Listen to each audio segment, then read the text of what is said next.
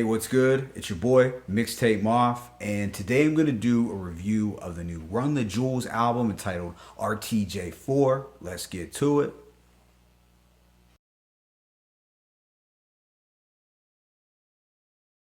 Run the Jewels has been one of the most celebrated hip hop duos since the 2010s.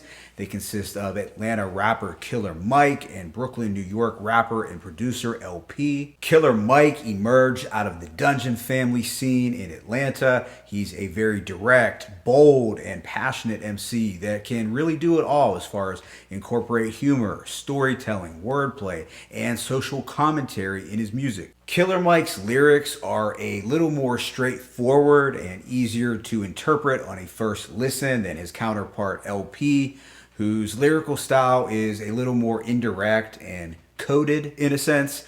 A lot of his bars require going beneath the surface to really discern all that he's saying. LP had a background as a backpack rapper in New York's underground scene in the 90s in New York City. I first heard him as a member of Company Flow back in 1997.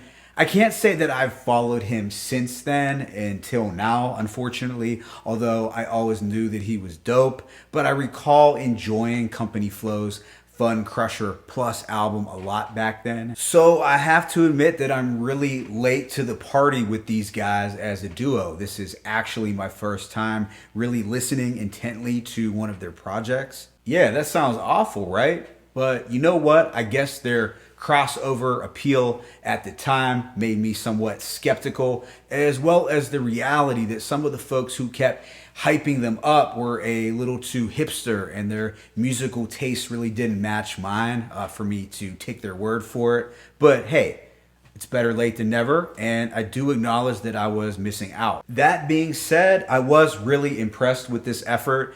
It feels like Run the Jewels has brought back political rap and the kind of music for the protests.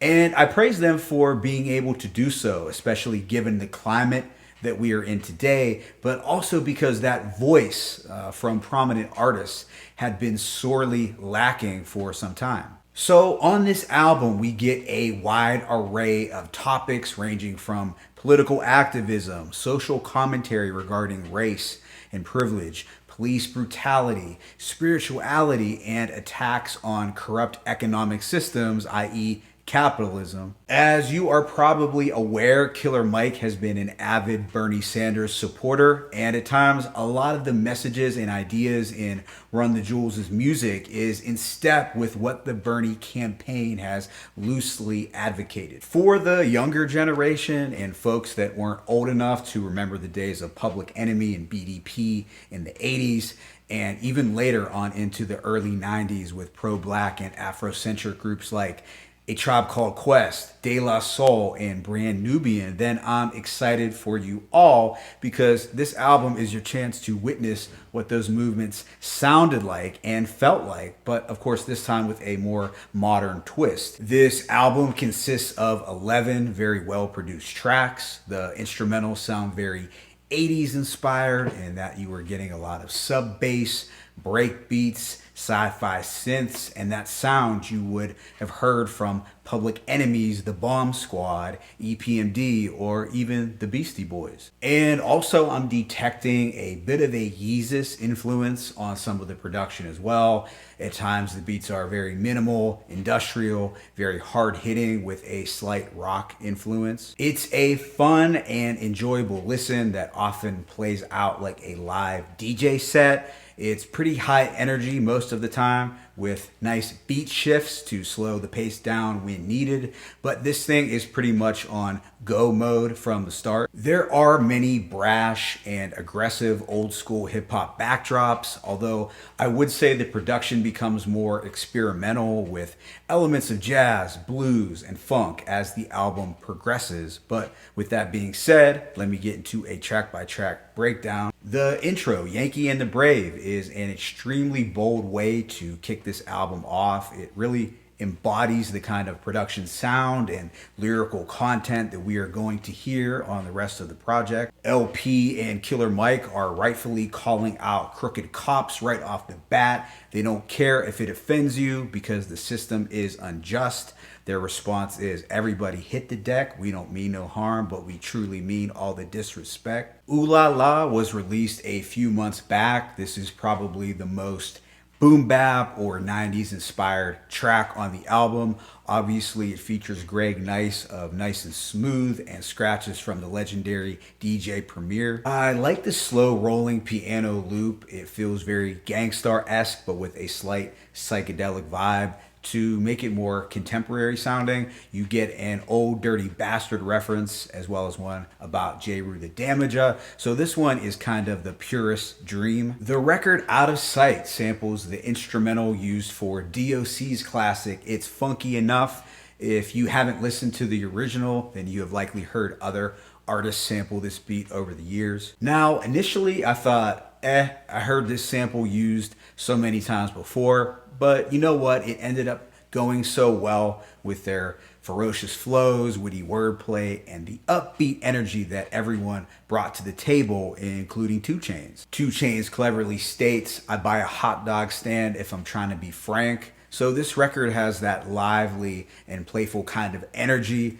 It doesn't really touch upon some of the heavier themes the other tracks do. I love the beat shift on Holy Calamafuck. An interesting fun fact to point out is that both Killer Mike and LP channel the flow and delivery used by 2 90s Brooklyn rappers, Smooth the Hustler and Trigger the Gambler, from their classic underground single Broken Language. Now, if you haven't heard that rugged classic, I recommend you go check that out right away. You can hear it on Big Mike's opening verse, the Law Defier, the Non-Complier, the Death Defier, the Mike Myers Murder Rapper for Hire. It's that simple off-the-dome word association flow that Smooth the Hustler and Trigger the Gambler both popularized back in the mid-90s. I also dug Killer Mike's country-ass flow on the second verse. It's just that good old ATLians sound. He states, "You want beef, bruh? You just state that, and we steak that, fry and bake that. One time in the big old South lived a little chubby kid with a big old mouth. Lame writers gave him big old doubts. Now the same little boy in a big old house." On Goonies vs. E.T., we get a breakbeat instrumental with some spooky sci-fi synths. It's very vibe heavy, taking you back in time to the late 80s. Picture Radio Raheem with the tape deck.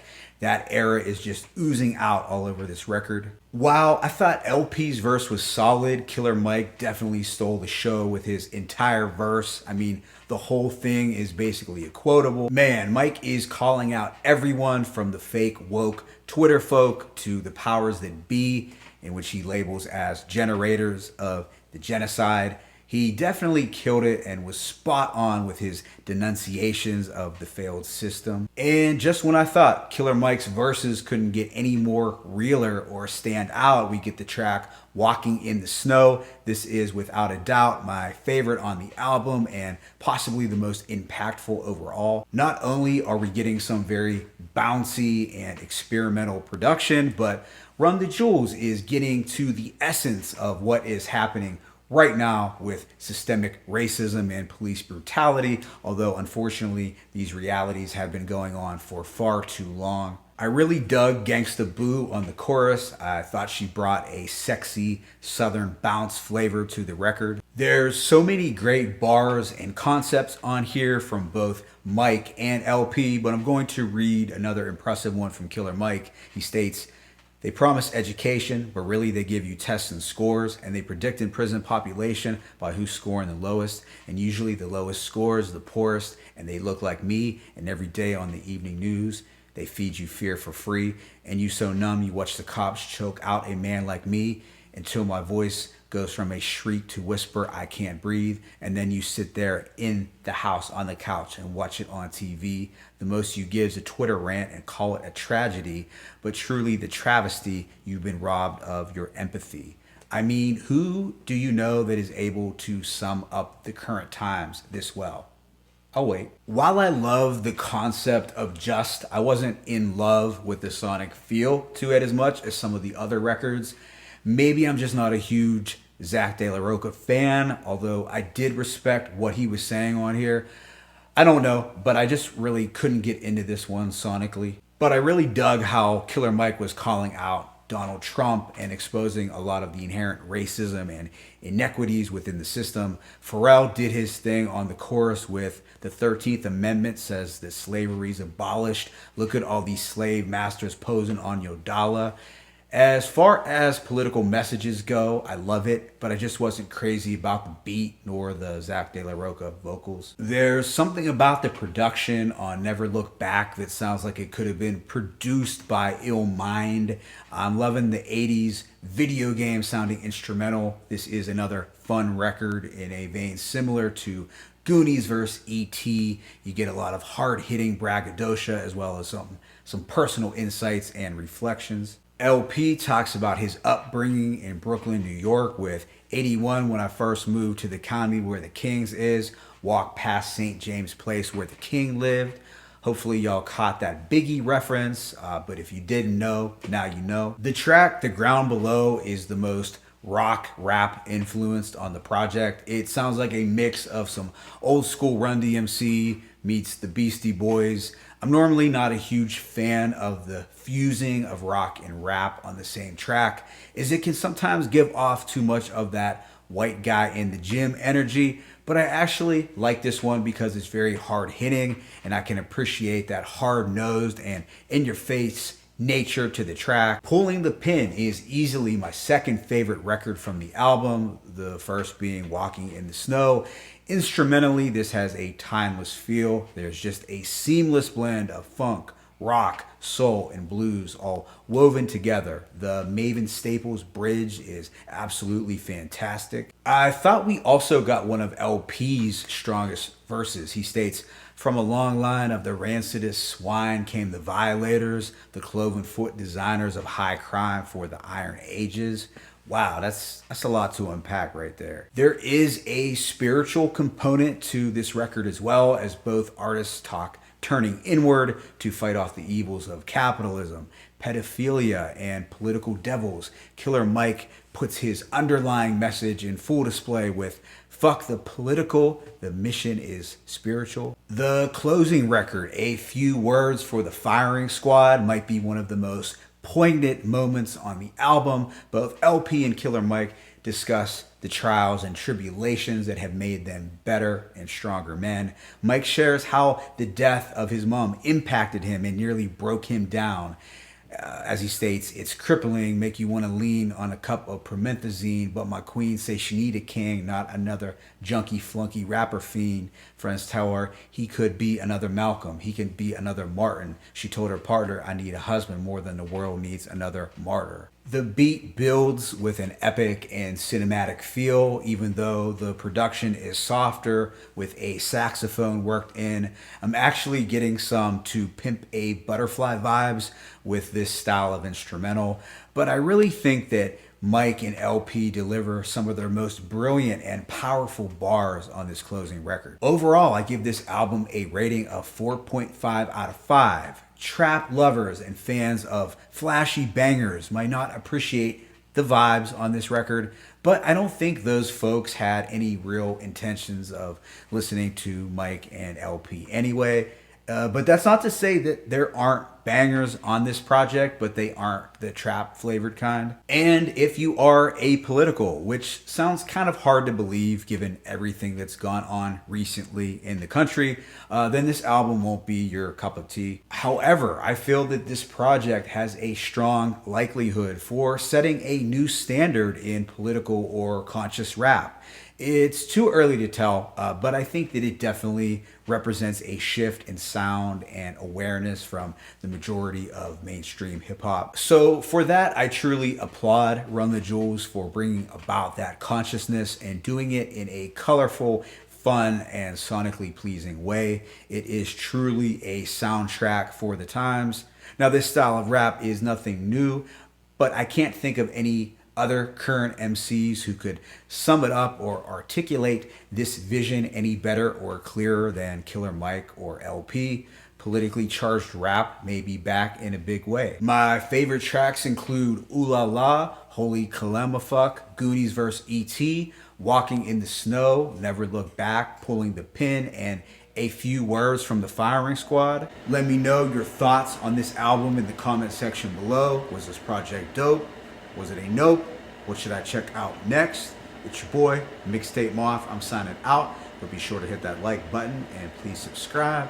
As always, it's peace and blessings. Run the jewels, RTJ4, 1.